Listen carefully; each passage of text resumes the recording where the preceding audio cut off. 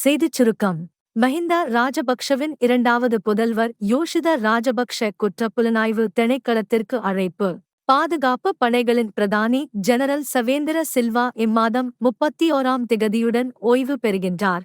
இலங்கையின் வடகிழக்கில் இடம்பெற்ற மனித உரிமை மீறல்களிற்காக சர்வதேச நாடுகள் இவருக்கு எதிராக பயண தடை விதித்துள்ளதும் குறிப்பிடத்தக்கது.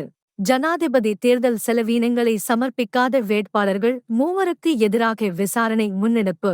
சர்ச்சைக்கு உள்ளாகும் பாராளுமன்ற உறுப்பினர்கள், அமைச்சர்களின் கலாநிதி பட்டங்கள். சபாநாயகரை தொடர்ந்து நீதி அமைச்சரின் கலாநிதி பட்டமும் சர்ச்சையில். இந்தியா செல்லும் இலங்கை பிரஜைகளுக்கு இலவச விசாவை வழங்குமாறு இந்திய அரசாங்கத்திடம் வெளிவிவகார அமைச்சு கோரிக்கை. தமிழர்களின் உரிமைகளை பாதுகாக்க புதிய அரசியலமைப்பு அமைய வேண்டும். ஸ்ரீலங்கா சமசமாஜ கட்சியின் தலைவர் திஸ்ஸ விதாரண வலியுறுத்தல். ஜெர்மனியின் பார்லிமெண்டை கலைக்க உத்தரவிட்டார் அந்நாட்டு அதிபர் பிராங்க் வால்டர் ஸ்டெயின்மியர்.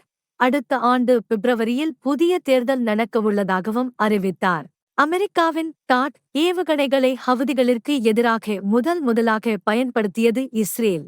விரிவான செய்திகளுக்கு தமிழன்குரல் செய்திகளுடன் இணைந்திருங்கள். நன்றி, வணக்கம்.